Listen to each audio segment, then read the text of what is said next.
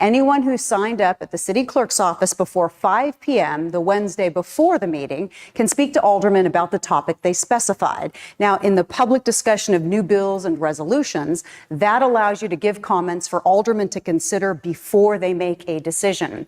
Anytime anyone is speaking, the following rules apply.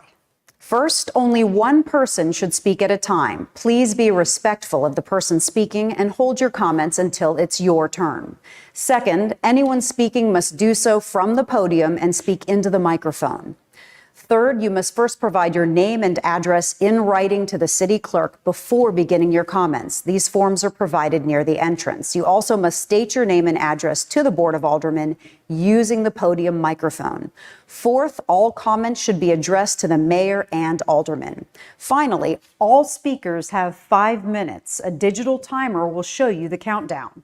The light will change from green to flashing yellow when 2 minutes are left. It will stay yellow at the 1 minute mark. Your comment time is up when the light turns red. The mayor or alderman may have additional questions for speakers after this time limit.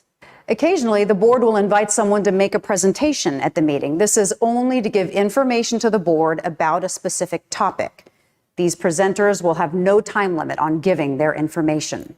This meeting will be live streamed and recorded with video and audio unless there are technical difficulties. The use of cell phones or other devices is discouraged during the meeting. Please silence your phones right now.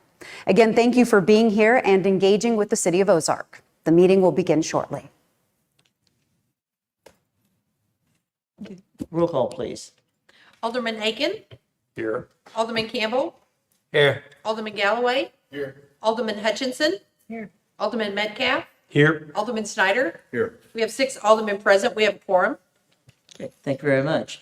We begin with the approval of the minutes from July the 1st, one special session and the regular session. First, we'll look at the July 1st the special session at 5:30.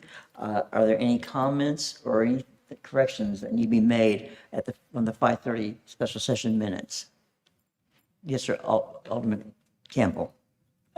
Just to comment on both of them, actually, I'm going to abstain on both of them. I didn't take good enough notes, and I found out a day or two after the meeting that they weren't recorded, and I've been relying on those to make sure that maybe I spoke correctly or not or whatever, but for that reason, I'm going to abstain from both of these. Yes, sir. Just about the ringing. Is that me? Yes. It sounds like me.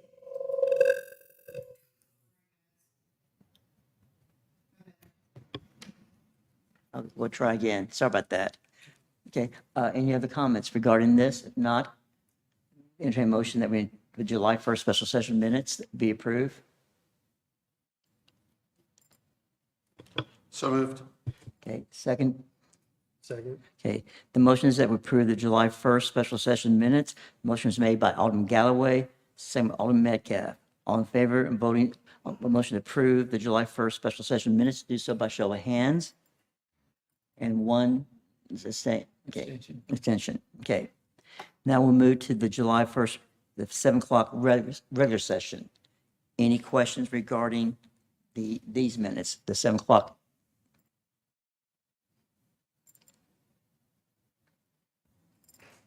Not seeing any. I entertain a motion. So moved. Second. Okay. The motion is that we approve the July 1st regular session minutes. The motion was made by Alderman Galloway, second by Alderman Metcalf. All in favor of voting to approve the July 1st regular session minutes, do so by show of hands. And there's one also who's going to abstain. Okay. There's no ceremonial matters, but for scheduled guests and visitors, we did have on the docket Susan Harrelson, but a conflict arose, and so she cannot be here tonight. But we do have our Ozark Chamber of Commerce monthly report from Chris Russell. All right, good evening, everybody. A lot going on in the Ozark Chamber of Commerce. A couple of new announcements we had. I decided I'll take the last one. The best one for last. I think it's okay, so a couple things we have going on right now. We're continuing to build out new systems, which is going to be fantastic. I had a recent pastor who was the church facility. Great pastor, information is sent to our campus. The email that's right there. So we're seeing some positive things. People are going to start again. We're starting to see a lot of activity on these sites. It doesn't encompass everything that those are kids and stands for use and I do want to invite you guys. We need lunch buddies. Members of Ozark, you can sign up underneath the city for the welcome home teacher event that's coming up in high school, the Ozark Innovation Center. And this is our opportunity that the chamber wants to say thank you to the Ozark schools and the new teachers coming in. We want to welcome them. There's about 75 new teachers coming in this year at Ozark High School. And we're also inviting the teachers who were not at the event last year so that they can experience the Ozark love that we have. We're also looking for the tickets are $30 each. A lot less expensive than last year. We are asking for donations of either swag items or gift baskets so that we can everybody gets a prize of some sort. It's a swag bag and maybe that get a chance to win something better. Be a great vision to have 75 prizes there that they all can take something home. The event will be starting at 11 a.m. Be on time because we're surprising as they come around the court. We want to be in the hallway. Cheerleaders are going to be there. The band's going to be there. We need a lot of Ozark support. So I encourage you to buy your $30 ticket and please attend. If you need help getting logged in, I'm sure staff can help you do that. Policies are for supervised tickets. But this is just one of those events that we want to show some love. We're going to us out first. We catering the event, and that's coming up again on August 5th. We'll do our best. You know, that's the event that we try very hard. You know, if you come to the chamber once, I always say 1 o'clock. That maybe that we can get a little crazy. So hang in. You know me, all my time.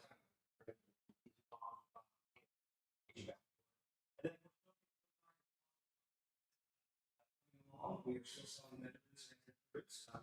See, this is a city. I know that that's information you may want to share. Get some booze. We want to get the fire department there. We want to get ancestry department or sheriff department. As many community engaging groups as we can. And plus, word out. So sharing our Facebook event. We do have marketing coming up for that on radio, Midwest Families, radio stations, and we'll. Okay. So get that created, and then we'll have PR going on the normal media, headliner, you know, those kind of things, and social media. So it's been a long. Use the blues. Mode right now. Getting people to get signed up. It's been a little slower than I like. It is. And then also, that would be the day the weekend before the citywide garage sale, which we're starting to next. We're also having radio commercials for this as well to promote people to come to Ozark. Part of our package and plan that we have with Midwest Family. This is a little different this year. I have a different philosophy when it comes to our community. I don't like charging people to be on something that can actually is good for the city like this. So I know in the past they charged, the chamber may have charged individuals to list their garage sale. I'm like, no, I want as many people as I can coming to that website and signing up. So we're not going to be charging our citizens to do that. We're not. But what we are going to do is we're not going to have a printed map. We will have a very, very in-depth digital map that will be on our new website. And people will be able to go in as long as people fill out some of their items that they're correctly, then they can kind of see what may be at these garage sales and where they're at. We'll have a heat map on there. You can kind of see where all the different garage sales are. But that is really good for economic development because it not only puts a little money back in our community's pocket, our citizens' pocket, but it also, people go and eat, right? They're going to stop and have some, hey, while we're down there, let's go to this restaurant or that restaurant. And so we'll be promoting that pretty heavily here pretty soon now. We do have a sponsorship opportunity for that. I think I've got it sold, but I'm not 100% positive. Again, this is one of I don't want to make money on it, but I got to cover costs. And one of those costs is we want to give out free signs for those who register their garage sale and to a certain amount. Yeah, Eddie. What was the date on that? Oh, I'm sorry. I meant Oh, you may have said. No, I meant to say these need to pass around. I got to make. It's not the final draft. So. 2 extra copies. Yeah, September 11th, 12th, 13th, Thursday, Friday, Saturday. Some people really like to get that start going. On the website. So I know that if there needs to be, Cameron, do we need something on that to have free garage sales for the weekend or do we? Okay, we got other things to discuss and we'll do it during that meeting too. So just want to make sure we're doing the right way, but this is a really good opportunity. We already get lots of calls on it all.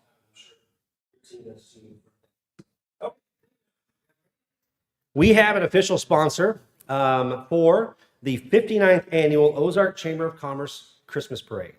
Now, I'm really excited about this because it's also a huge impact for our entire community. Probably by now you're aware of the Ozark Mountain Sports Complex and what they're bringing to our region. And it really is a regional type activity, but more specifically, it is right here in Ozark. And several of us got to attend their big kickoff the other day, which was fun. And they have committed to being the premier sponsor. Now, why that's important is because it helps us, takes away that little challenge that chambers have each and every year. What's the theme going to be? Well, the theme will be in alignment with whatever their theme is. So if you're not familiar with how they do, they're calling it Jingle. You can go to jingleholiday.com, and then they'll have their theme, which is the Winter Wonderland. And so each year, if they're going to be the premier sponsor, it'd be really easy for us to just piggyback on that. And it shows that cooperative spirit that we have in our community. And it also drives that event home even more and how much of an economic impact that it can be for Ozark. So really excited about that. And then the other exciting thing that I talked to the board about, in the past, they charge between $45 to $75 for businesses and organizations to be in the parade. That stops. We're not doing that. If you are a member, you are a non-profit organization, such as a civic group, volunteer group, Girl Scouts, Boy Scouts, band, I saw an email chain, the band has never had a pay back, so we're not going to pay anymore. If you are a business, not a part of the chamber, there will be a small fee of $50. I still think it needs to be an extra benefit that you're investing into our chamber, that you get this for free. It's not going crazy. We do want to have an nice event on the square afterwards, before and after the food trucks, and then possibly have a sheet back here, having the fire truck stop, Santa gets off, comes over to the gazebo for a little bit. I called the mayor the other day. We haven't had a chance to connect. I'd love to see some of our churches in town to come to the square and do what I call because it's going to be an event, but like tree activities for kids, so that they're getting a chance to showcase our faith community. And several churches where just getting love. When I made it, doing something like, okay, who's doing football, who's doing this, all that kind of stuff. We're still working on some details, but it's excited that we've already got a plan in place. We're moving forward. We're not going to wait till the last minute, and so we can start telling when you guys get calls for this, start telling them, go to our website. This year, we have to be accepted. 23rd. 5 to 7. Well, for small businesses engaged on that. But again, we're not out to. There's a few events that I think that really need to boost the Ozark Chamber's financial stability, and that is such as award ceremony, showcase Ozark, golf tournaments, those sort of things. A few others.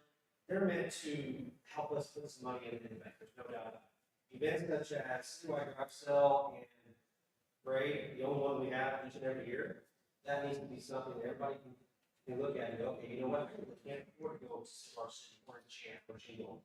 So I'm going to come to my hometown's Christmas parade and get down and take the kids and go down to Denver Park and go through the lights down there and make sure we're offering them a free opportunity. And in addition to that, giving our chamber members and our local civic groups, those volunteer groups, those Boy Scouts and Cub Scouts, an opportunity to be in the parade and showcase. Guys, page agenda here. So any questions that you have for me? And Mr. Johnson, very nice. Looking forward to our meeting coming up later this week. Okay. Any other questions? Anyone? Okay. Thank you, sir. Appreciate it. Okay. Okay, we'll move now to our first reading of bills and resolutions. And also this is open to public discussion at the appropriate time. Our first bill is bill number 3573. Your Honor, I move that we place Bill number 3573 on its first reading by title only. Okay, seconded by, Second. okay. So we're going to place bill number 3573 on first reading by title only. The motion was made by Alderman Metcalf, seconded by Alderman Galloway. All in favor of voting on motion to discuss bill number 3573, do so by show of hands. And it does carry. An ordinance amending the municipal code of the city of Ozark, Missouri, section 405-375, general mixed-use design standards. And I believe we have Director Cameron Smith coming.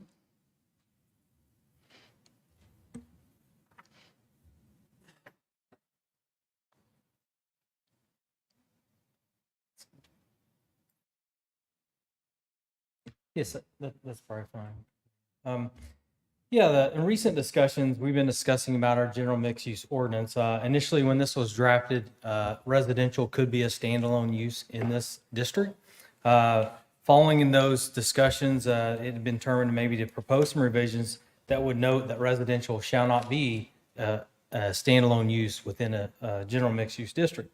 So staff has proposed and drafted some language and presented that to the Planning and Zoning Commission. The commission did recommend approval as well. The proposed revision does include clarification that if a building does contain two uses, one of those uses shall not be a residential use. The revision also notes that developments that contain a residential use shall also contain a non-residential use, whether it be within a building, the same building, or a separate building on the site.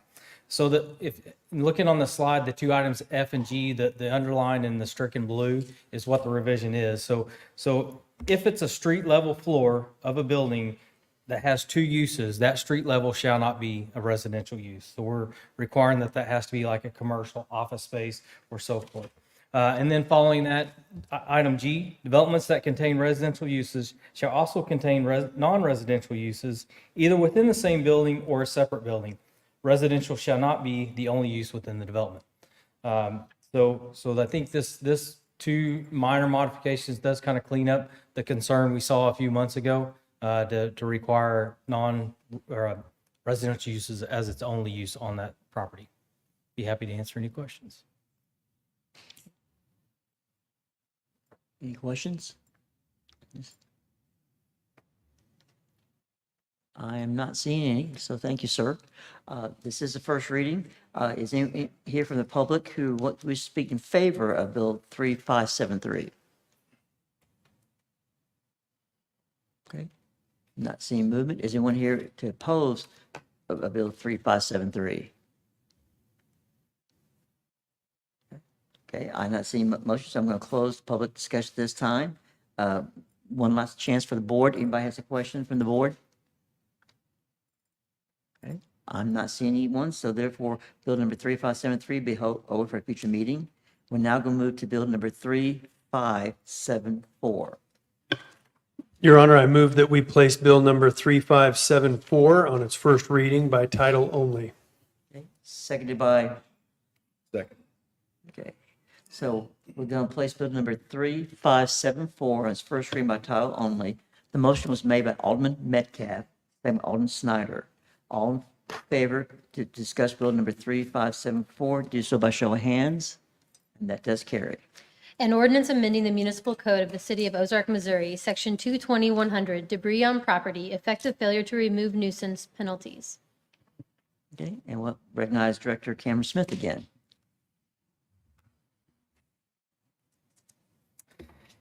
So this ordinance revision is regards to section 220-100 debris on property. The revision focuses on staff giving notice to the property owners. What we are finding in our notices, the way they're covered in the ordinance submitted today, they require to be a certified mailing. We are struggling with certified mailing. There's a lack of delivery, lack of getting the appropriate signatures. They get lost in the mail, and then the recipients are acknowledging that, hey, this is certified mail. We're not even picking these up anymore. So staff is struggling getting those out. In addition, $9 is what it costs per certified mail. In some cases, within a few weeks period, we're spending several $100s sending out certified mail. So staff is proposing some changes that also is in line with the state statute. It requires it to be mailed by first class mail. So that would be a revision that we are proposing, and I'll highlight that on the next slide here, if it goes. I'm going to jump to the next slide. It's not wanting to pan. Oh, there it is. Okay. So like I said, it aligns with the state statute, and also we've added some language that a copy of the notice may be posted on site in a conspicuous place, such as the front door, the front yard, or however that is a known place that the owners would see that. Also, we are modifying in line with the state statute from 7 days to 10 days to abate that. The goal of this, the staff is just, like I said, we're struggling getting our notices to those property owners. This would help expedite that, getting it in the system so we can move on to the abatement process. And again, this does align with the state statutes for giving public notice. With that, be happy to answer any questions. On Campbell. Just a question for clarity there in paragraph C, where it says a copy of the notice may be posted on site in a conspicuous place. To me, that means it might and it might not be. Should it say shall be posted? We'll still send out the first-class mail, and then if we're struggling, then we can also post this on site. It's not meant to replace the first-class mail. So you might not. We might not. You but might. If we are not getting a response, then we may go ahead and post it on site as well. But it does give that flexibility if we choose to, and it's a repeat type offender, that we can post that on site. Okay, I'll have that digested by next meeting. Okay, Alderman Snyder. Is this consistent with the way that Springfield does theirs?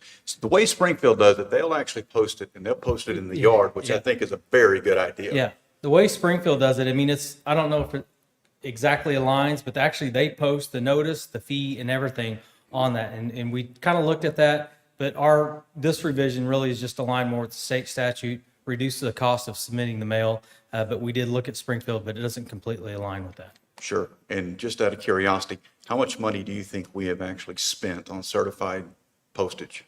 In the last 6 months, I say we're nearing close to $800 to $1,000. So we're going to save a substantial amount of money by going first Yep. class, is that Yep. correct? And what we're proposing to do when we do our next fee study, we're probably going to propose recouping some of the staff time and the mailing, although it'd be a lot less, into the fees for a violation. Gotcha. I'd very much like to see us look into something like Springfield does. I disagree with a lot of the city practices that they have, but that is one practice I think is very valuable and it works. Yeah. Our code compliance officer, when he saw that, he was very excited, but it was probably too much of an undertaking at the moment to address the immediate issue that we're having. Sure. As long as we look into it, I think it's feasible. Yep. Anyone else? I am not seeing. Thank you, sir. Okay, since this is the first reading, is anyone here who speaks for bill number 3574? Okay.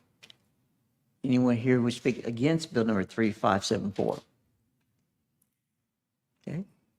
Not seeing movement. I'm going to close at this time public discussion. Last time, anyone from the board? Yes, sir. I did kind of want to pick up on what Mr. Campbell was saying. I wonder, now that I'm reading it, I'm kind of seeing what he means by the language here. And I wonder if it might be advisable to clarify whether the notice posted on site is a standalone alternative or is only something that may be resorted to if we're unsuccessful with the first class mail. I believe the intent would be that it would be a second option if we were struggling, but again, if the board would wish to change the language, we'd be open to the proposed revision as well. Yes, sir. Alderman Galloway? Yeah, I think at first blush, I had the same question about may versus shall, but as I listen to you and I also think of the priorities of your office coming up with new ordinances that we will be requiring your department to deploy manpower, I can see the wisdom, at least for now, of leaving that to the discretion of your department, would be my thought on it. But I liked what Alderman Snyder said, is have it there available, and then once other priorities are met, we can look into it further, would be sort of my reflection back to you, speaking just for me. Snyder, excuse me, Alderman Campbell. I don't know who you offended, me or him. Sorry about that. I have a question for Attorney Callaway. Okay. Yes, sir. So if we come back 2 weeks from tonight and we've thought on it and we decide we would rather that say shall instead of may, is that a substantive change, or is that just not of enough substance that we could just amend it that night and vote on it, or would that set it back? You would have to hold it over for another first reading. Okay. Okay. The language was drafted intentionally because the state statute requires either personal service, which would be like a process server, or by first-class mail. It doesn't give the option of also posting. And so that's why the posting was optional, because it would not suffice on its own. We have to have one of the first two. And then the third option was just in case, as the director explained, wanting that additional notice. Well, I think I understand it a little better now after listening to the other alderman. And I sensed a little bit of, we've got an issue going on now that we need to address. Okay. So I'm not definitely opposed to this. So I don't know that it's something we would need to hang up for another 2 weeks or something like that beyond. Okay. Anyone else? Okay, thank you, sir. Again, this is first reading. So is anyone here regarding bill number 3574 to speak in favor of this bill? Okay, I'm not seeing movement. Anyone here who is opposed to bill number 3574? Okay, I'm going to at this time close this to public discussion, and just again, last comments. I'm not seeing any, so therefore I'm going to move that bill number 3574 be held over to a future meeting. We are now going to move now to bill number 3575. Your Honor, I make a motion to place bill number 3575 on its first reading by title only, please. It's seconded by, Second that. okay. The motion is to place bill number 3575 on its first reading by title only. The motion was made by Alderman Snyder. It was seconded by Alderman Metcalf. All in favor of voting on the motion to discuss bill number 3575, do so by show of hands, and that does carry. An ordinance authorizing the city to enter into a contract with Leak Investigators LLC for repair services. Okay. At this time, we have Director Hayden come to speak regarding this bill. Good evening. The bill you see before you this evening is similar to a bill you saw a few weeks prior. There was a question when it came to the insurance requirements. We did iron that out with the lowest responsible bidder. The bill that you see reflects that updated proposal. Leak Investigators is the company that we worked with in December and January to identify the source of the leak in both our lap and rec pools. They are the bidder that had not only the best price, but the most experience in repairing pool leaks. We're excited for this one because ultimately it's going to improve the experience at our OC pool. Currently with the leak, we're losing water. We're having to reheat that water. We're losing chemicals. However, our maintenance team was able to put a Band-Aid on it in the sense of a plug that isolated that system. So while this is not an emergency, we do want to fix it for the overall longevity of our pool. And I'm available for any further questions. Okay. Campbell, you're first, sir. So what was the dollar amount of the increase? So the dollar amount of the increase was around $5,000. Okay. Alderman Snyder, you're next, sir. So the insurance issue was addressed, is that correct? The insurance issue was addressed. So for our contracts, we require sovereign immunity. This firm is out of Nebraska, and while we don't necessarily know the specifics there in Missouri, we do things the Missouri way. And so we do require that, and that insurance amount was updated to the appropriate amount. All right, thank you. Yes, sir. Just Alderman Aiken. Just out of curiosity, as someone who's new to the board, is two responsible bidders for a project like that? Is that kind of what you expect, or is that low? So for this one, and I'm going to look to our city administrator, I would say for pool leak repairs, that's definitely a more specialized service. There are pool companies who come out to it, but with pool leaks, it's kind of a tough process. And so you're seeing Leak Investigators LLC. The next bid was actually from a company that I believe was here on site bidding for one of Public Works projects that day. I've got it in front of me. Elements Construction Concepts. And so they don't necessarily have history with pool repairs. I wasn't surprised to see only two. It's always nice when you see more. But we worked with, and I'm going to look at our aquatic staff as well, who are back here today. We worked with West Bend Pools, and I believe we talked to another firm to find the leak initially beyond West Bend, in addition to leak investigators. And so aquatics companies, they're few and far between because not every place has a pool. We're very lucky to have one. And so 2 isn't a surprising number. It's always nice when you see more, though. Anyone else from the board? Okay, thank you, sir. Again, this is first reading. Is anyone here who is speaking in favor of 3575 bill? Okay. Anyone here who are against bill number 3575? Okay, I'm going to close this to public discussion this time. Board, one last time. Any questions? I am not seeing any, so therefore, bill number 3575 will be held over to a future meeting. We're now moving on to bill number 3576. Your Honor, I make a motion to place bill number 3576 on its first reading by title only. Okay, seconded by, okay, the motion is to place bill number 3576 on its first reading by title only. The motion was made by Alderman Snyder, seconded by Alderman Metcalf. All in favor of voting on the motion to discuss bill number 3576, do so by show of hands, and that does carry. An ordinance authorizing the city to enter into a contract with Reinhold Electric Incorporated for repair services at the Ozark Community Center pool. And we'll welcome back Director Hayden. Had to switch my folder. So the bid you see, or the bill you see before you this evening is for repair services at our pool, but this comes to our lighting equipment. Our lighting equipment has hit its 15-year mark. For those of you who have been in the OC pool, it's a very dimly lit facility. We worked with Mercer Zimmerman to identify the lighting needs of our pool as an auditorium, and we identified ultimately a lighting plan that would increase the lighting to the magnitude of 4 times. We did issue a bid. For this one, we required a mandatory site visit. We had 3 contractors attend that site visit. 2 of those contractors submitted the bid. Ultimately, the lowest responsible bid was Reinhold Electric.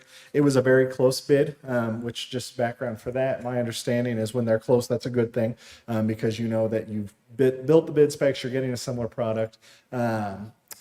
It was very close. However, Reinhold won out because in their bid, they included the disposal of the old lights.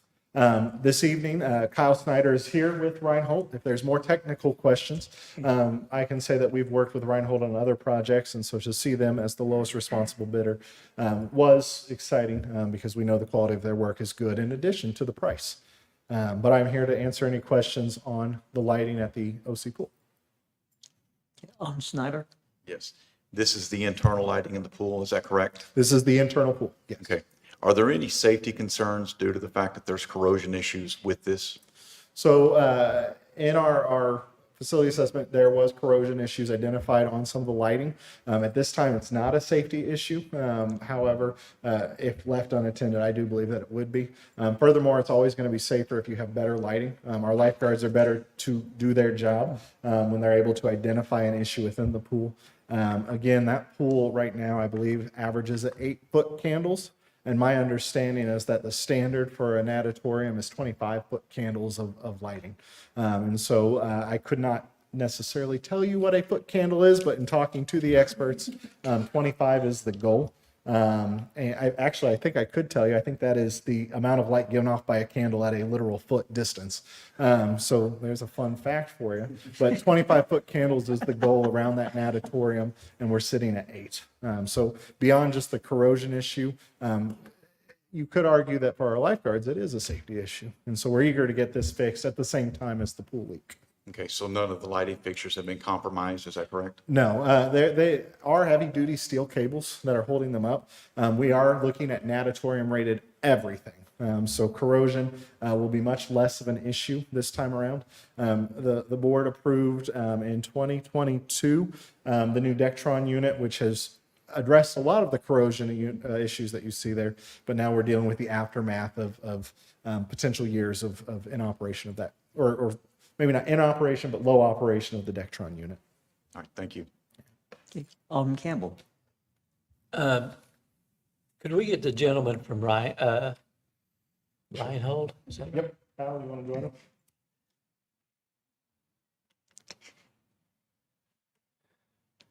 Good evening. My name is Kyle Snyder with Reinhold Electric.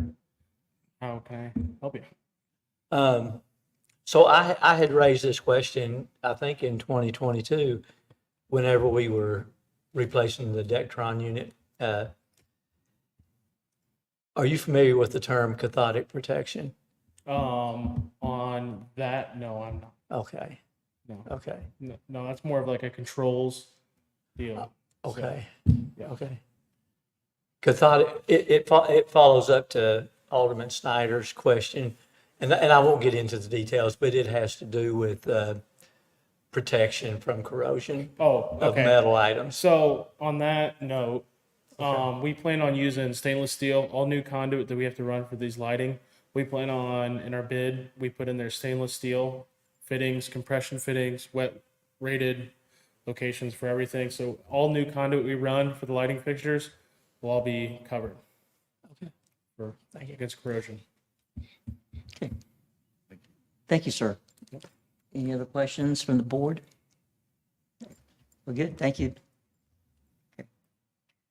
Okay, again, first reading, is anyone here who wishes to speak in favor of bill number 3576? Okay, anyone here who is opposed to bill number 3576? Not seeing movement, I am going to close public discussion at this time. One last chance for the board. Any final comments? Not seeing any. Bill number 3576 be held over to future meeting. We're now going to move to bill number 3577. Your Honor, I move that we table bill number 3577. Second. Okay, the motion is that we table bill number 3577. The motion was made by Alderman Galloway, second by Alderman Campbell. All, this can be done by hands, okay? All in favor on the motion to table bill number 3577, do so by show of hands. Oh, I do have one. Are we tabling it indefinitely or definitely? Indefinitely. Okay, okay. we good, okay. Yeah. Okay, so at this time, all in favor voting on the motion to table number 3577 indefinitely, do so by show of hands. Okay, and that carries. Okay. We're now going to move on to bill number 3578. Your Honor, I move that we place bill number 3578 on its first reading by title only. Seconded by, Second. okay. The motion is to place bill number 3578 on its first reading by title only. The motion was made by Alderman Galloway, seconded by Alderman Snyder. All in favor on the motion to discuss bill 3578, do so by show of hands. And that does carry. An ordinance amending the municipal code of the city of Ozark, Missouri, Chapter 100, General Provisions, by adding one new section setting forth the process for the establishment of memorials on city property. Okay. Who wishes to speak for this? Is I it- would be happy to walk you through the amendment. Okay. Alderman Galloway had asked for this to be drafted, so if he has comments on that, I'm sure he would, speak to those. But this is going to be added to the general provisions, and it just regulates if there's an establishment of a memorial honoring a person, an organization, or an event, and that memorial is going to be placed on city property, that the Board of Aldermen has the authority to place that memorial. With that, I'll open it up to any questions. Alderman Galloway? Not a question. I was just going to make a comment, Okay. but Yes, I sir. guess I can wait till after the public discussion. Okay, so Alderman Campbell. Just one comment. So the way I'm reading this is it puts the decision in the hands of the board instead of staff. Is that correct? Yeah, that's right. So I guess I'll speak to it now. You think about what a memorial is. We're honoring somebody on something significant that's owned by city property, or that's owned by the city. Honor of John and Eddie Grubaugh, something like that. We don't have anything in our code that tells us who has the authority to do it, which means that can be city staff that can do it. And my feeling is that kind of honor, that kind of attempt to honor should be something that would be done through elected officials, was my theory. And there was precedent here where, without consulting the board, there had been some sort of memorial for somebody that, we found out about after the fact, and that's how it came to mind, that I think that we just ought to be bringing it to the elected officials. And I did speak with our interim city administrator, who certainly agreed with me. So that's where it came from. Okay. Any other questions? The board? Okay, not seeing any. Against first reading. Anyone here who would speak in favor of bill number 3578? Okay. Anyone here who is opposed to bill number 3578 wish to speak? Okay, I'm going to close it to public discussion then. Any final comments from the board regarding this bill? Okay, I am not seeing any. Therefore, bill number 3578 will be held at a future meeting. Now we'll move now to bill number 3579. Your Honor, I move that we place bill number 3579 on its first reading by title only. Is there a second? Okay. The motion is that we place bill number 3579 on its first reading by title only. The motion was made by Alderman Galloway, seconded by Alderman Snyder. All in favor of voting the motion to discuss bill number 3579, do so by show of hands. And that does carry. An ordinance amending the municipal code of the city of Ozark, Missouri, Chapter 100, General Provisions, by adding one new section, setting forth the process for the acceptance of donations to the city. I'd be happy to explain that. Yes, please. Alderman Galloway also requested this ordinance. The city has no formal process for accepting donations. And so it was very standard in other cities to have a process whereby the board will accept donations. Also ensures that the donation is used for the intended purpose. We did include language to exclude, small donations or de minimis donations. And also we wanted to exclude the donation of right-of-way, which happens frequently in a public works project where somebody is approached to give right-of-way and they don't want payment for it for whatever reason. We didn't feel it was necessary to hold up that type of project through this process. With that, I'll answer any questions. Okay, Alderman Hutcherson.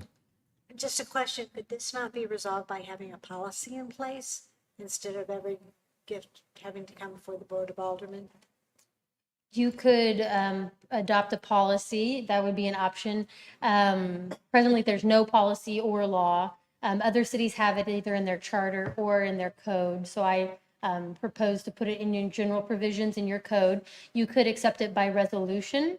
So it would be a one reading, not to hinder that process, but you could certainly propose to do that if you want. Okay, thank you. Any other questions? I am not, yes, ma'am, yeah. I just make a comment again about the why this is really important. I worked for an organization and they did not have a policy on gifts, and they were given a racehorse that had a cancerous jaw, and it ended up costing them, and the value of the horse was quite a bit as a tax deduction to the donor, but to the organization, it cost them years of feeding the animal. So I think there's a real value in having some kind of policy or procedure that governs this. Yes. Anyone else? Okay, this is the first reading. So anyone here who is in favor of bill number 3579? Okay. Anyone opposed to bill 3579? Okay, I'm going to close the public discussion this time. Any last comments from any of the board members? I'm not seeing any. Bill number 3579 will be held to a future meeting. We're now going to move to bill number 3580. Your Honor, I move that we place Bill number 3580 on its first reading by title only. Seconded by, Second. okay. The motion is to place Bill number 3580 on its first reading by title only. The motion was made by Alderman Metcalf. It was seconded by Alderman Snyder. All in favor of voting on the motion to discuss Bill number 3580, do so by the show of hands. That does carry. An ordinance authorizing the mayor to accept and enter into a supplemental agreement amending a Missouri Highways and Transportation Commission Transportation Enhancement Funds Agreement. And I believe we now recognize Director Parson. All right, good evening. I have a PowerPoint. Tell everybody I can't talk without pictures. Thank you. All right, just want to kind of remind everyone the big picture here. The supplemental agreements that we'll be bringing to you tonight are, look at those as basically an amendment to the contract. You guys have entered into a program agreement with MoDOT on several TAP projects and carbon reduction programming contracts. Just as a reminder, what's going on. I know we've got some new faces in the crowd here. We are working on a pretty substantial linear park system that will eventually connect all the way from the downtown out to past Tracker Marine and Old World. Several of these projects that we've gone after, we are in the late phases of the design, this being one of them. The Chadwick Flyer Spur, and I want to show this map one more time. The spur is actually a connection to Chadwick Flyer Phase 1, which is identified here in the green. The spur is intended to be a connection to the Ozark High School and provide connectivity from the Ozark High School to the other, for lack of a better term, they've got a campus between the OIC, the middle school. I mean, the Career Center. We have really built them a campus. I joke and say those are some pretty spoiled high schoolers, but we've identified this as a great connection. One of the things that we did do as we dug into this a little bit more thoroughly, when we went after the grant, we knew that there was a significant amount of stormwater that flows from the north. The north is up here in this area. There's a reason that's called Spring Valley. There's multiple springs in that area, a lot of wet weather springs. As we did the stormwater calculations, we've identified that these are going to take some significant stormwater boxes here to handle that volume of water. So what OTO came back to us with and what MoDOT came back was, if you're going to have additional cost, let's offer putting in some additional funding of $144,257 via a supplemental agreement. That $144,000 came from proposed other TAP projects that were just going to be trailheads. And they determined at the OTO level that it was much more important for us to get trails in place at this time as opposed to trail amenities. Those will come. So we're very happy to see them redirect these funds. We feel that it can confidently give us enough funds to get this spur built. And I think we're just in a better position overall. Three of these supplemental agreements came to me while I was on vacation. And thanks to Amanda, our city attorney here, we were able to get these in place. But I think it does give us some more comfort with our construction estimates. And I think it's a higher and better use for these funds at this time. So with that, I'll take any questions. And I was supposed to give you Alderman this. Campbell? So we would need to pay for 20% of this. Is that correct? Am I? We will be paying for 20% of this, and you've already agreed to that in a program agreement. Okay. Okay. And I may have not heard you correctly a while ago. Did you reference MoDOT on this? Yes. And how are they involved in this? MoDOT is heavily involved. The MoDOT Transportation Commission, they are the ones that basically work with the OTO to identify the funding for this. And the reason they're involved, and this is something that I really want everybody to kind of grasp, is that this is transportation. This is alternative forms of transportation. And we're setting this up to where future residents, not just for recreation. If they want to jump on the trail and go to Cox South and do their radiology job, by all means, take the trail and not look at somebody's bumper. So.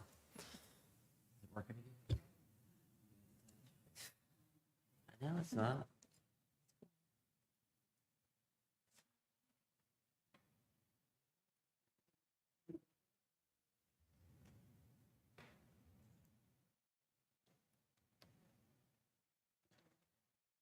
You're fine. I just want it to work. I'm just messing with you at this point. No. Any questions about this? This would get that spur in place. We're having good traction. We're in good movement on this project, and then we've got a few others to talk about tonight. But we're excited to see additional funding. And we're excited that we've got partners at the OTO and MoDOT that come to us and say, hey, we have some money. Would you like to spend this? And we gladly say, yes, we will do the work to get it spent. So. Alderman Campbell, you have another question? Oh, No, I'm just, okay. Anyone else, any questions for Director Parson? I am not seeing, thank you, sir. Okay, again, is anyone here who would speak in favor of bill number 3580? Anyone here who would like to speak against bill number 3580? I am not seeing. I'm going to close this to public discussion at this time. Any more board comments? I'm not seeing any. I'm going to therefore request that bill number 3580 be held over a future meeting. We're now move to bill number 3581. Your Honor, I move that we place bill number 3581 on its first reading by title only. Is there a second? Second. Okay. The motion was placed bill number 3581 on its first reading by title only. The motion was made by Alderman Metcalf. It was seconded by Alderman Hutchinson. All in favor of voting in motion to discuss bill number 3581, do so by show of hands, and that does carry. An ordinance authorizing the mayor to accept and enter into a supplemental agreement amending a Missouri Highways and Transportation Commission Surface Transportation Block Grant and Transportation Enhancement Funds Program Agreement. We'll welcome back Director Parson.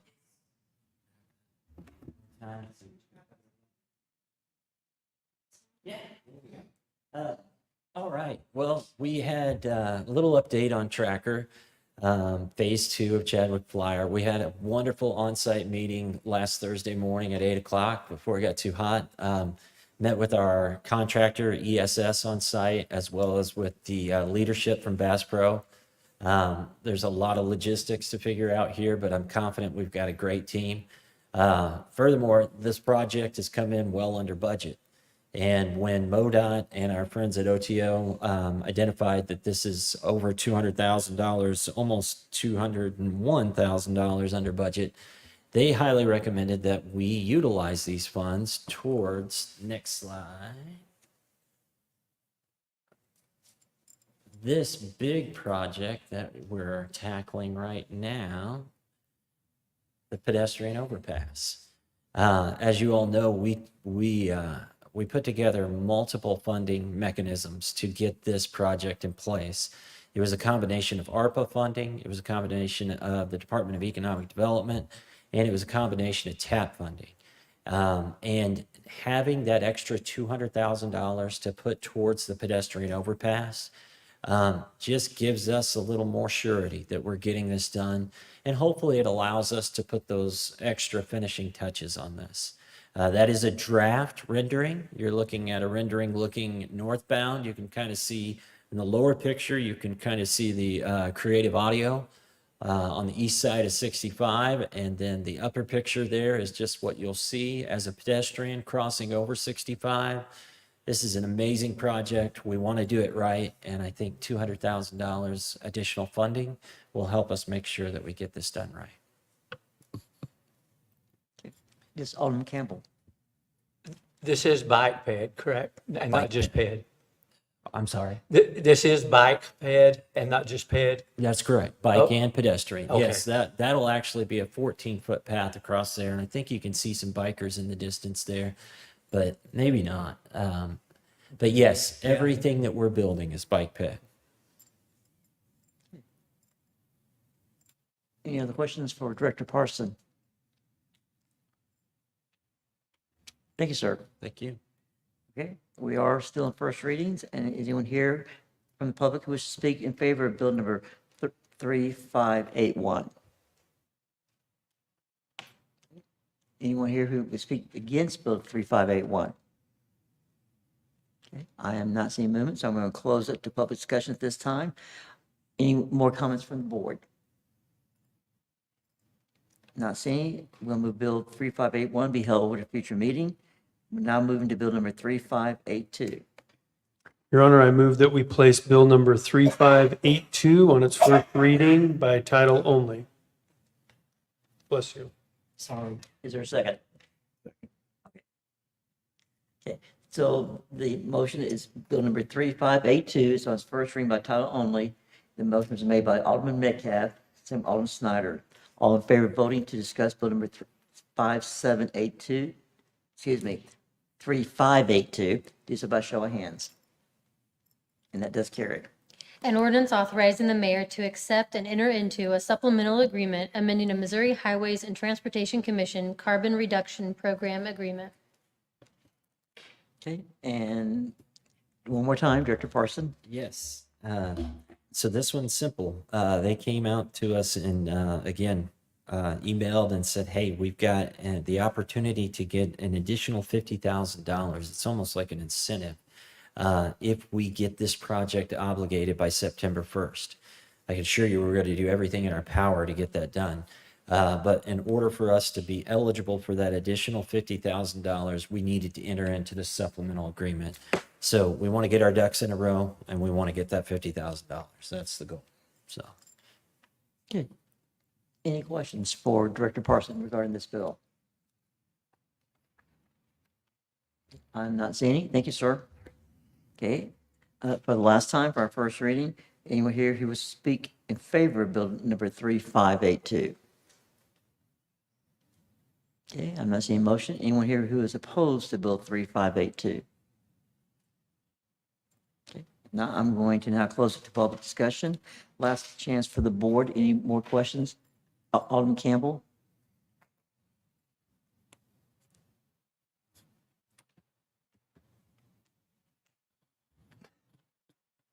I'm not a fan of carbon reduction. I may end up abstaining from this.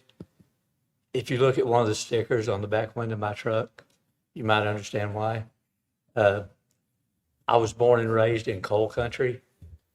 I spent the first 21 years of my working adult life in coal. So I'm either going to vote no or abstain on this one, but I'll decide between now and 2 weeks from now. Okay, sir. Okay, sir. I will say quickly that we did talk about this. In fact, Alderman Snyder, you and I spoke about this. This in no way sets any type of limit on carbon and what we can produce. What this is, the goal here is to get people to walk and bike more often, therefore reducing carbon from vehicles. So it in no way puts any type of limit or carbon reduction goals in place.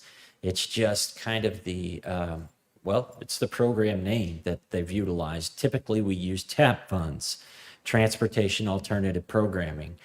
This came along as carbon reduction programming funds. So I just want you to know that. Thank you. Yes, sir. And Director Parsons, I have one more question. Is this money, like the other two ordinances that we looked at, is this money that's being reallocated from a different project? So this money is based upon the obligation goals that the government has in place right now. They are actually offering incentives to get this obligated by this date. So it truly is an incentive. They have got a, between the infrastructure bill and the ARPA money, they are trying to get this money out there and get it spent and get it in the economy. So. Any other questions for Director Parson? Okay, I'm not seeing any. Therefore, bill number 3582 be held over a future meeting, and we're done with first readings. Therefore, to public discussion, we're going to now move. We have one bill for second reading. That's bill number 3572. Your Honor, I move that we place Bill number 3572 on its second reading by title only. Seconded by? Okay, the motion is to place bill number 3572 on second reading by title only. The motion was made by Alderman Galloway, second by Alderman Hutcherson. All in favor to discuss bill number 3572, do so by show of hands. And that does carry. An ordinance authorizing the city to enter into and execute a national opioid settlement agreement regarding Kroger Corporation. Yes, ma'am. Yes, this agreement expands the national opioid settlement that the city is already a party to add Kroger to that settlement. The city currently has received approximately $44,000 in the settlement funds, and those funds have been allocated to our law enforcement department for the upgrade to their radio system. If you have any questions, you can let me know. Alderman Snyder, sir. Just out of curiosity, excuse me. Is there any indication or any evidence that says Kroger contributed directly to an opioid crisis here in Ozark? It's an oddball question. I'm curious. Is there anything that says Kroger contributed to this crisis here in Ozark? I don't believe we have anything that states that in that detail. Okay. I have a problem with this. I do not believe we need to be accepting money from an entity. And it was done before, but I don't believe we should be accepting money from an entity that has no bearing here in Ozark. I know that may not sound right to some of my folks on the board here, but that's the way I feel about this. I just don't believe we need to take money from something that cannot be contributed directly to Ozark, because we don't even have a Kroger store here. We have 3 in the state of Missouri. Now we have affiliates of Kroger. Okay, I believe Dillon's is one, and there are a few other smaller stores, but we have 3 Krogers in the state of Missouri, and they're nowhere near here.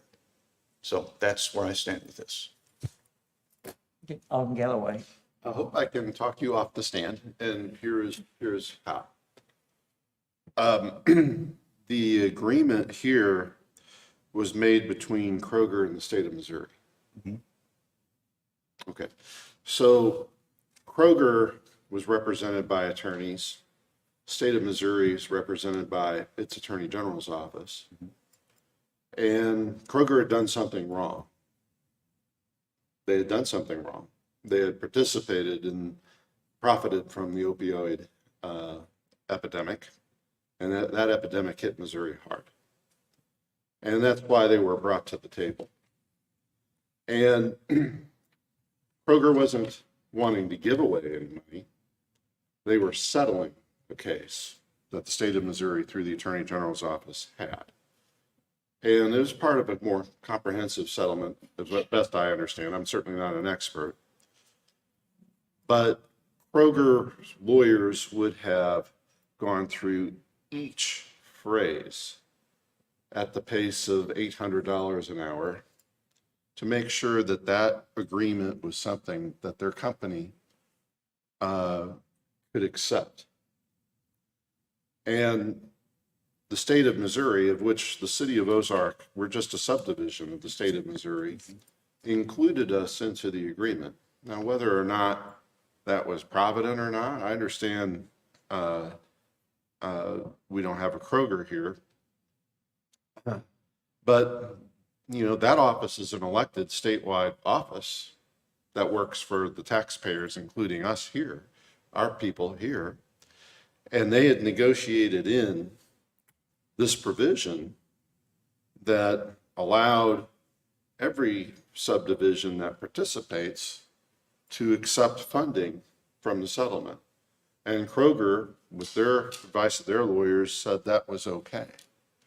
So this is not a question of the government or the city of Ozark taking advantage of something. This was negotiated to a T.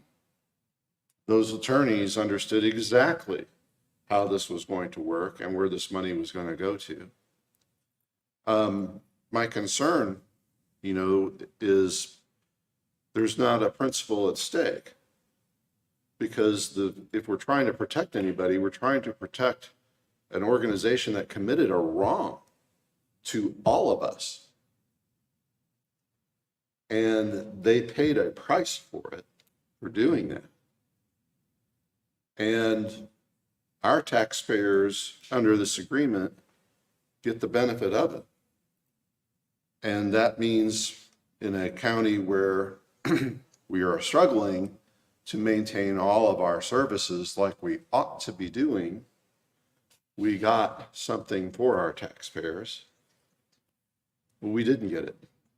It got negotiated between two very strong actors out of something where Kroger did something wrong to us and our loved ones. And I know, and I can tell you, I have a 1 degree of separation between me and somebody whose family was absolutely devastated by this. So I don't have any principled objection, and I hope, I understand you do come from as a man of principle, but I just hope that you consider that. No, and I do. I really do consider that. I can't wrap my head around taking something that is not directly related to us, if that makes any sense. I cannot wrap my head around that. Having dealt with the opioid crisis as a law enforcement officer, I know what it does. Right. But when you only have 3 Kroger stores in the state of Missouri that are nowhere near the city of Ozark, I have a problem with that because it is not directly related to the city of Ozark. And that's the way I see it. That's the way David Snyder sees it. And I respect everyone's opinion here. I just don't believe we should be accepting, and I'm going to call it free money because that's exactly what it is. It's free money because someone is paying for that. That money is coming from somewhere. It has been negotiated. It has been turned over in the courts, and the courts have made judgment on it. But this is something that I just don't feel right about. Thank you, sir. Alderman Campbell, you's next. Just to answer part of Alderman Snyder's question, I Googled who owns Food for Less. It's Kroger.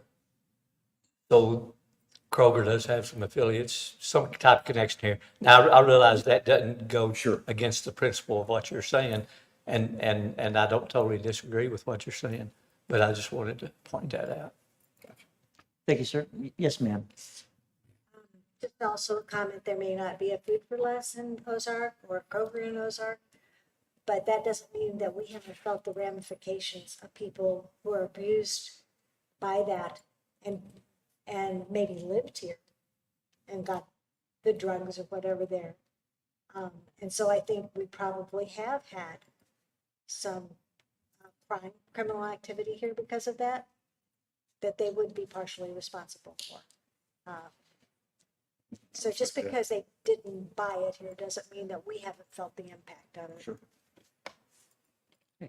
Yes, Alderman Metcalf. Attorney Callaway, do you know if Ozark did not accept this and say Nixa did and other communities did, would they get more of the piece of the same pie, or would Kroger spend less on the settlement because we rejected it?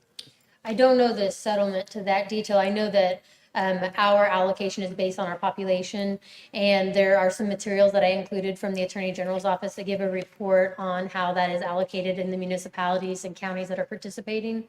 But I don't know if our non-participation would increase the overall settlement to others. Okay, thank you.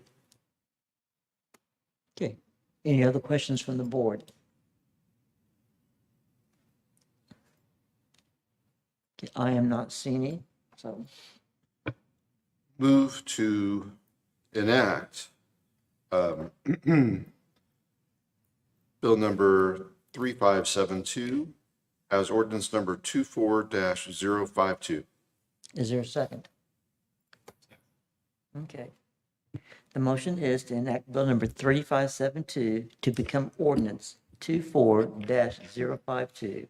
The motion was made by Alderman Galloway, second by Alderman Aiken. Roll call, please. Alderman Galloway. Aye.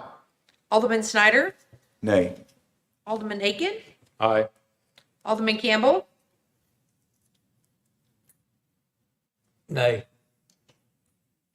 Alderman Hutchinson, Aye. Alderman Metcalf. Aye. We have 4 aye votes, 2 nays. Motion carries. Thank you. This time we'll move to reports. And the first report is from our new city administrator, Eric Johnson. Thank you, Your Honor. I just wanted to say thank you to everyone that has given me a very warm welcome on my first day on the job.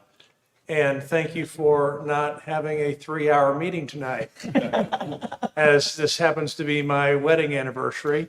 And my wife is in town with me. And so, having been in the local government business for a while, she understands that business is a priority when it occurs. So thank you for that. I would like to remind you that this Thursday morning at 8:30, you do have a non-legislative session meeting. I believe it's in here. That will be my first non-legislative session with you. And I believe there are 2 items on the agenda which will go out tomorrow morning or tomorrow sometime. And that's all I have. Okay. Thank you. Thank you very much. We'll move now to Park and Recreation.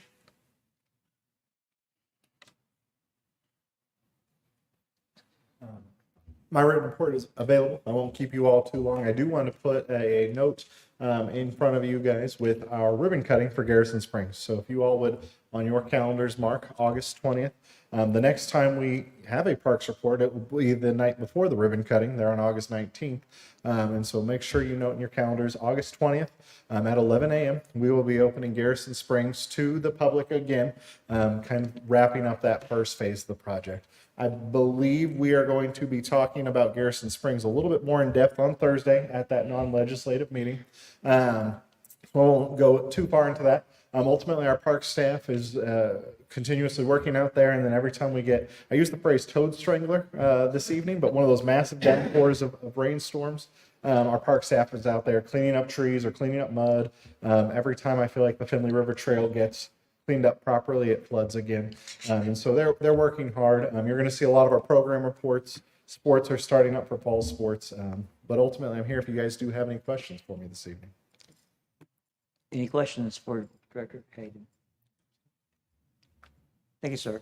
We'll move now to the planning development.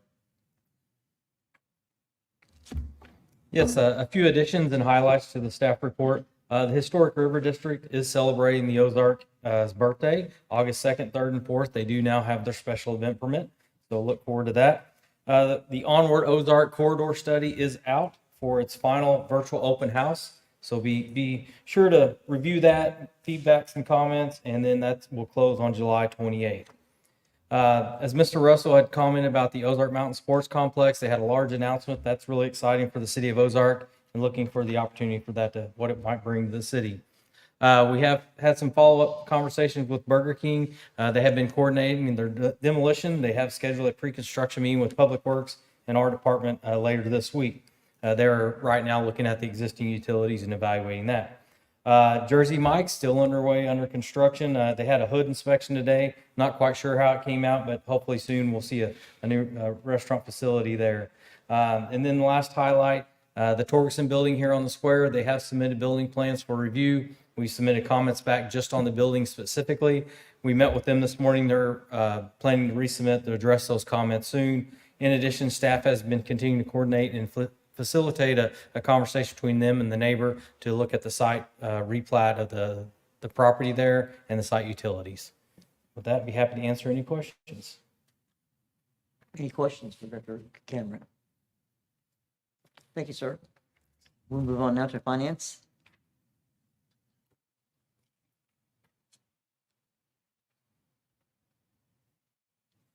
I think you all got the report in your packets, and I'll just go over what the numbers represent. If you have any questions, I'll be happy to try and answer them. The first one is the trial balance that comes straight out of our software and gives the cash balances of the different funds that we maintain. The second is a cash flow report where we back out payroll, accounts payable, and journal entries that we make just as a double check to confirm those numbers that come straight out of Harris. It's just to make sure that we've got the right numbers in all the right places. The third page is the revenues and expenditures. That's a summary of all of the funds. It gives you through, or March, the month of March of 24 versus March of 23, and then a year-to-date, which summarizes all three, January, February, and March for both years, and tells you what percent of the budget's been spent or received. And the last page is just a list of the investments that we have that we maintain in separate bank accounts. Some of them are bond reserves and just the reserve fund for the general fund as well. If you have any questions, I'll be happy to try and answer.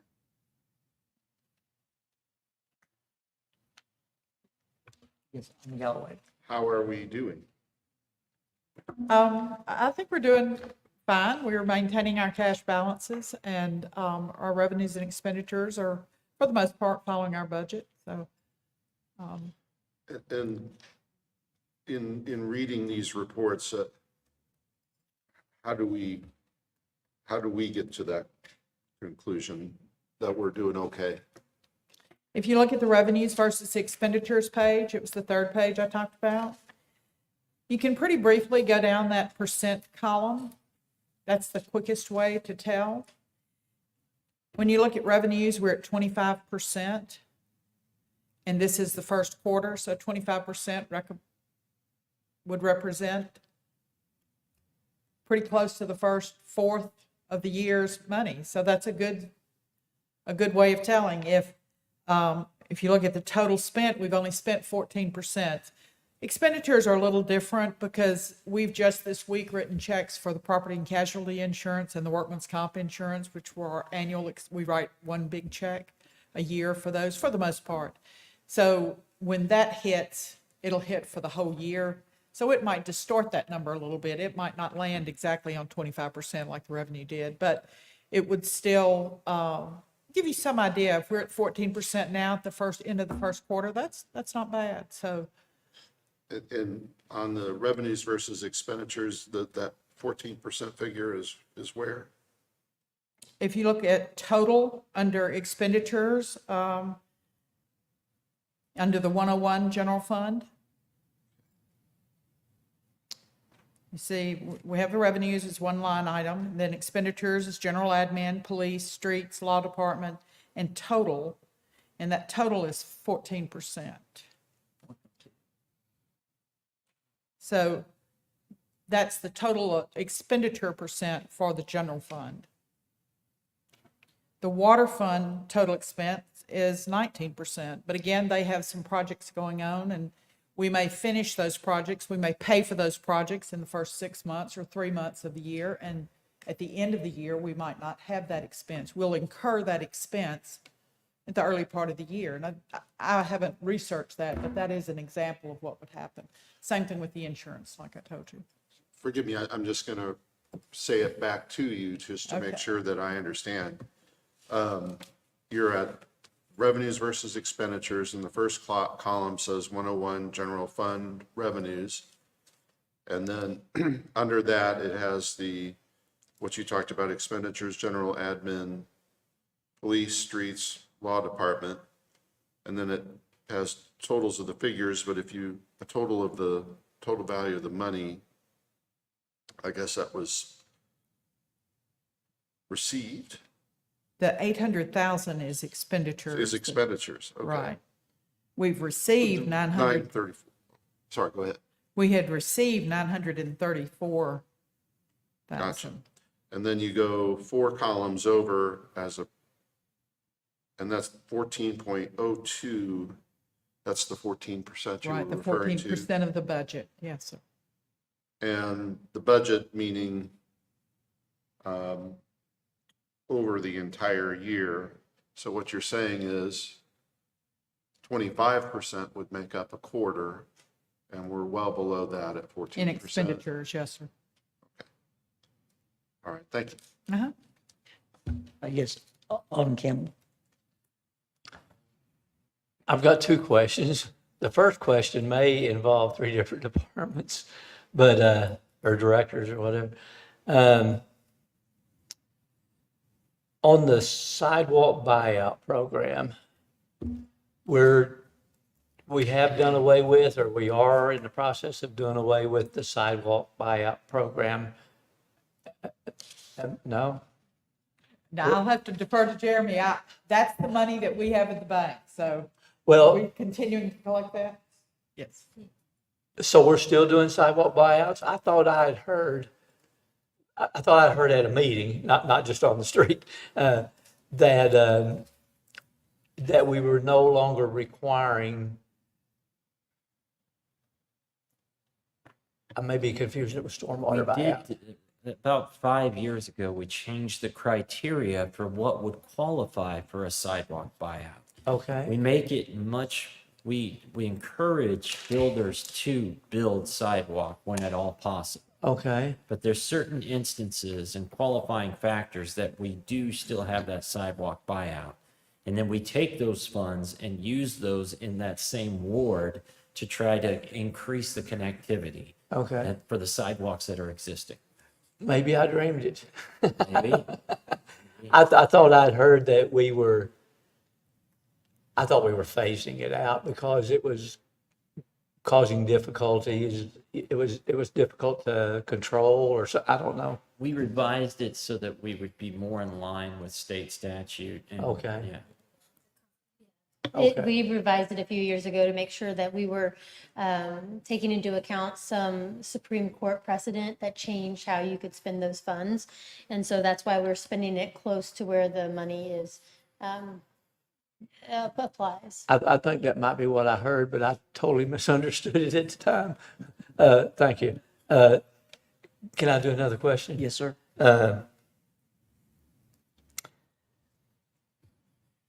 In 2012, give or take a year. Okay. And I know I've had some dreams since then, but we started putting somewhere along the line of $100,000 a year into a reserve fund. Where is that reserve fund at now? And It's can the you top show line me? on that page. Huh?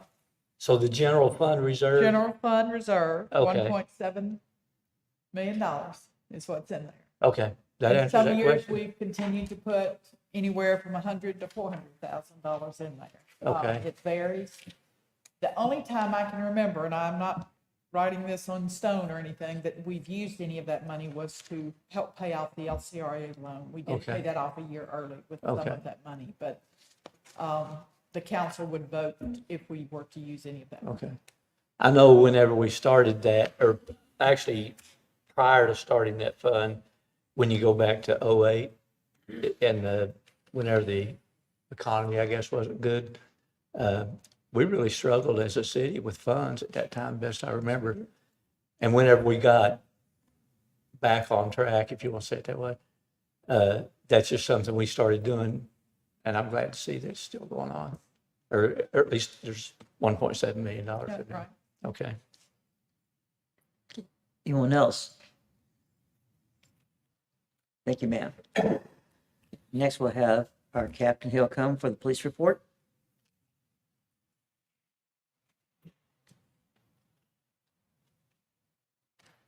Good evening. I'm stepping in for Chief Arnold. He had a family emergency. So he's prepared a mid-year report for you. I believe you all have that. He did want me to touch on a few things that may need a little bit of explanation and some clarification. The first would be under reactive policing and the 15.8% decrease in calls so far this year.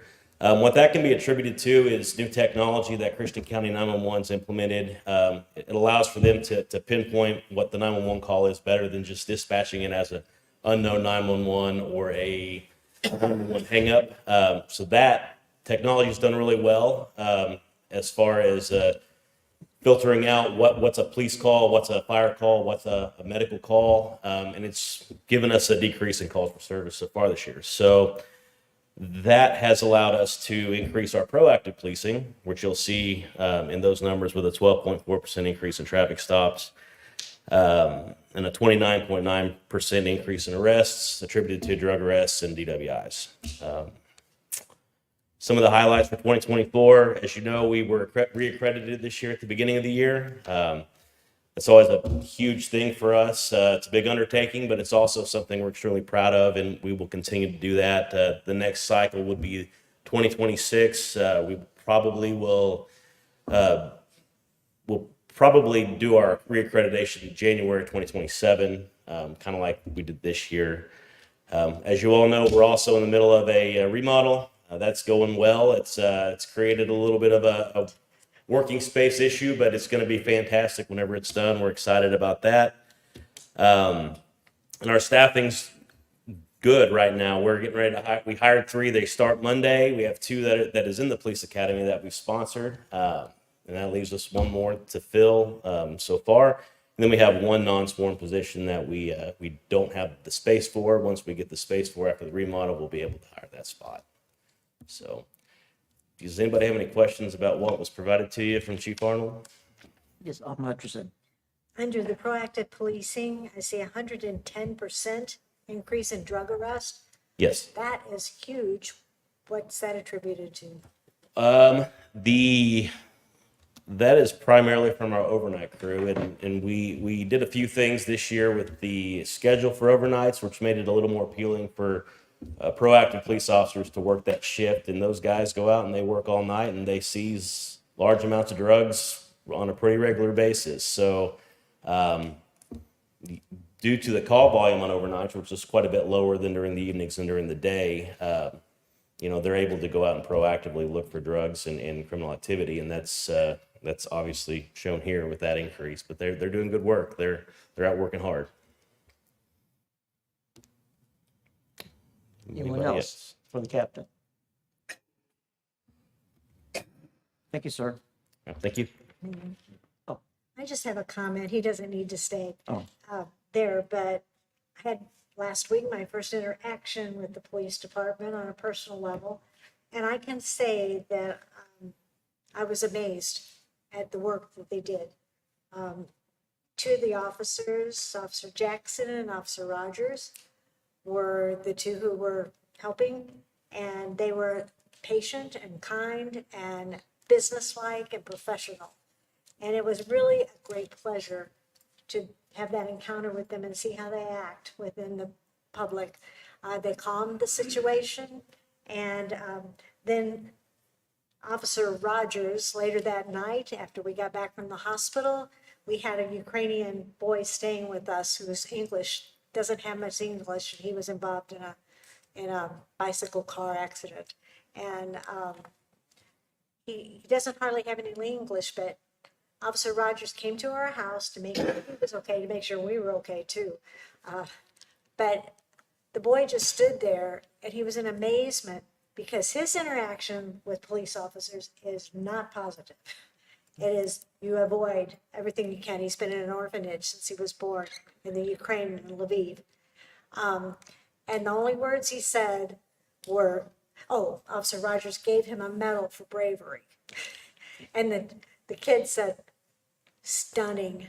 This is stunning. But it just really gave me a sense of pride. And I did ask Officer Jackson, because she's been with our police department for a very long time. And she went through and explained to me how, from the evidence, that very patiently, step by step, they could reconstruct the scene and what had happened. And I said, why have you stayed in Ozark this long? And she said, because we're like a family here. And I just thought that was just a great tribute to our police officers and our police department. And I'm really proud to be part of that. Thank you. Okay. Now Public Works update. Got a brief presentation. I really feel like the pressure's on, knowing that we've got a wedding anniversary.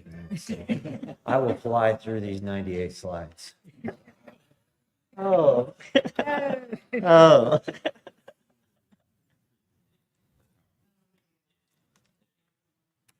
And I can send this out. But we took our 2024 budget document and just going to provide a quick update for you. When it comes to equipment, we're in good shape right now. I can tell you from all the crew, thank you for the new vac truck. It has helped tremendously in the fleet, and they can't say enough good things about that. You've seen our work with the crack sealer. We look like Jackson Pollock out there, just doing some of our finest work. But that helps so much with our rehab. You will know that we're out to bid right now on our bulk water station. All of these things are put in the 2024 budget. We were just asked to kind of give an update. So I'll keep rolling if it'll let me. Man, what is going on? If you want to just hit the button, I'll tell you when I'm ready to roll. Okay. Another thing that we're doing right now, I talked to Tracy in our utility billing today. We're about 20% through the process of AMI. If you'll remember, you all voted on that earlier this year. That is going to drastically increase our efficiencies when it comes to meter reading and what we can do with those employees. iHydrants, I highly encourage you all to get on our interactive mapping. We have done some amazing maps, not only with our trails, but with downtown parking, many things on there. And that's because you all chose to invest in GIS, and we're appreciative for that. We'll move on. Northeast redundancy, as you know, we follow a plan. You all were there with us. Some of you were all there with us through the master planning process. We are working through our Northeast redundancy right now and working with property owners in OSRD. Purchase Missouri American Water. We checked in our department head meeting on Thursday. Right now that is in Missouri American Water's court. We're just waiting for their response. Many of the other projects that we've identified are either out to bid or complete at this point. And again, if you want any specifics on this, sewer has been a big year. Mid-year, we have completed multiple projects. Probably the one that I'm most excited about is one that we've been talking about for years, and that quite frankly we couldn't have done without our ARPA money. But that is the Finley River Regional Lift Station. Right as of this morning, we were 51% complete with that project. And we're getting into the lower elevations or the valley portion of that project. So the digging is going to get much easier. So we'll see those percentages go up much more rapidly. Some of these things on here are just things that have helped us tremendously with helping with our I&I, helping with our reporting, helping with our systems, helping us do our job better. As you know, we've got a community that grew fast and that grew aggressively, and we've played a lot of catch up, but our planning efforts have certainly allowed us to make those strides. As Marietta can tell you, that it's been a year of repairs as well. We've had some large expenditures at the plant. Some of these major pieces of infrastructure were put in place in 1989, and they were on our replacement schedule, but sometimes they don't follow the schedule. It's weird. But we are having to move some funding around and just reprioritizing. That's what it's all about, the beauty of these plans. As you know, we've been hitting the streets hard. I want you to know that some of these have been full mill and fill. Some of these have been total rebuilds. Some of these have been a new product that we've utilized called Modified Aggregate Quickset. And we're doing this based upon data. It's data driven. The streets that need to be replaced are being replaced. The streets that we can rehab, we are rehabbing. And we're putting another bid packet right now. We're doing good on the budget. We're putting another bid packet together that you will see probably in August that will address 11th Street and a few other streets that we feel like we could complete in this year based upon our budget. Additionally, you will see the Highway CC design contract come to you hopefully at the next meeting. I did receive those documents tonight. I know that's a pinch point and that's an area that you receive a lot of complaints on, but I can assure you we're doing everything in our power to accelerate that. Even the cost share was to accelerate that. So we will continue to work on that, and we will have our design consultants at that meeting to kind of explain a holistic approach to what we're doing in that area of CC and 65 all the way to Fremont. We talked about grants tonight. Guys, it's exciting. I just want you to know that we've got over $6 million in either TAP or CRP, and we're getting a real bang for our buck on these things. And we've got updates and project breakdowns that we'll send out. Finally, end with this planning for our city's future spatial needs. Captain Hill talked a little bit about he's got a project going on. Eventually, Captain Hill, he's gone. Oh, there you are. Yeah, there you are. Yeah, this is why I'm not a cop. Anyways, they are eventually going to kick us out of our building. We are working on and have finalized engineering and architectural plans for back behind Fasco. We've got the site cleared. We are kind of doing a two birds, one stone here. We're going to utilize the export of that site, meaning that we've got extra soil on that site that actually needs to be taken off or removed from the site. That will be taken up to the Chadwick Flyer approaches. So that will help us conquer that site, and it'll help us with the Chadwick Flyer overpass as well. So those are just a few quick things. I want you to know, if you want to know what we're doing, just follow the plan. That's the beauty of this. Our water master plan, our sewer master plan, the IMS plan, when it comes to transportation, the active transportation plan, all of these things are available online if you want to dig into it. And we continue to work with our partners. I can't tell you, again, how much of a regional partnership this is, and whether it be with ARPA funding or CRP or TAP, these funds are brought to our attention, and it's because of our partnerships and relationships with these people. Finally, this is probably not the most important thing, but I do want to remind you, we opened up the LEM drop-off site, and that'll be open till 7/19. So if you see any of your neighbors that have piles, you might just remind them that that is a great use of that property, and it's a great asset to the community. So let's get that buttoned up by 7/19. And with that, I tried to keep it short, promise. Take any questions. Okay, Alderman Campbell. On the material that we're taking up to the approaches to Chadwick Fire Trail, are we able to put that in as engineered fill, or will that be stockpiled? That will be placed in as engineered fill. We've already done the geotech work to make sure that it's suitable fill, and we'll do it all in one, because otherwise, if we don't do that, we'll kind of lose the cost benefit associated with moving that dirt. Okay, So that's exactly what I was. yeah. Yes, sir, Alderman Snyder. Just got one question. I saw the fire hydrant up there. And my question is, are those fire hydrants user-friendly for the fire guys? They are, and we've actually put on a class and training for some of the fire guys, and we've got a dedicated site.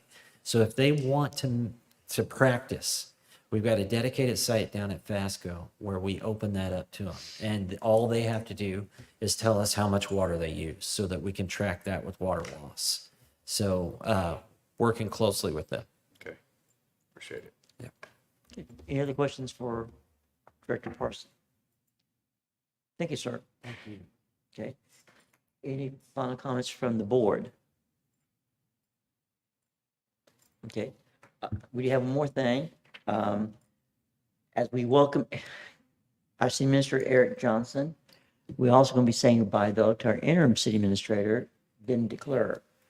I do want to thank back in December for the leadership we had with Alderman Galloway and Alderman Hutcherson as we was given the task to find a interim.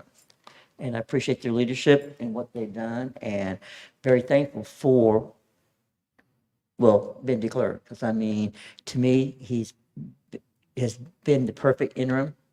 We appreciate so much what you've done here, and we do thank you. We all very much, like I said, it's been very positive. I mean, we hate to see you go, but yet we're glad we have now Eric here. it's catch-22. But I do want you the opportunity to have closing words, sir. Well, thank you, Mayor. I just do want to say thank you to you and the board and to our staff here and to all the residents of the community. I've been welcomed with open arms. I didn't know what to expect when I showed up. I remember telling Chandra on day one, what exactly do they need here? Is this a clean house situation? Is it a keep the lights on situation? And she said, I think they really just need somebody to keep the lights on. I said, oh, I can do that. And I think we've done quite a bit more than just keep the lights on. We've had a pretty good time. One of the reasons that I wanted all of our major departments to give an update tonight was, to sort of show off the accomplishments that we've made in the last 7 months. I'm extraordinarily excited for this community. The Garrison Springs project in particular is near and dear to my heart. I fell in love with that site. the minute I visited it all the way back in late January, and work closely with Hayden to set an opening date and really work our way back from there and push on that, because I just think this community is going to fall in love with that site just as much as I did. I'm excited for them to be able to get access to that community forest again. I'm exceptionally proud that we played a major role in helping to save Greenbridge. We led that discussion about saving a true asset and piece of this community's history.